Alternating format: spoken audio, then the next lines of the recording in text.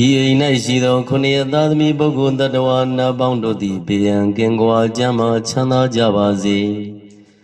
အရှိရ၌ရှိသောခုနှစ်ရသားသမီးပုဂ္ဂိုလ်တ attva နာပေါင်းတို့သည်ဘေးရန်ကင်းကွာကျမ်းမာချမ်းသာကြပါစေအရှိတောင်တော်ရ၌ရှိတစ်တော့အကောင့်မှာလာပြောကြတဲ့ချစ်ဖို့ကောင်းနေတယ်ကွန်မလေးမှာရေးပေးသွားတဲ့ချစ်လုံးလူပါတယ်မစင်ညာမှာလာပြောထားတဲ့ချစ်မိသွားပြီတဲ့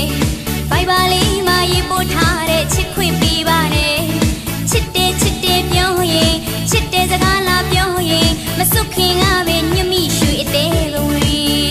တစ်တော့အကောင့်မှာလာပြောကြတဲ့ချစ်ဖို့ကောင်းနေတယ်ကွန်မလေးမှာရေးပေးသွားတဲ့ချစ်လုံးလူပါတယ်မစင်ညာမှာလာပြောထားတဲ့ချစ်မိသွားပြီတဲ့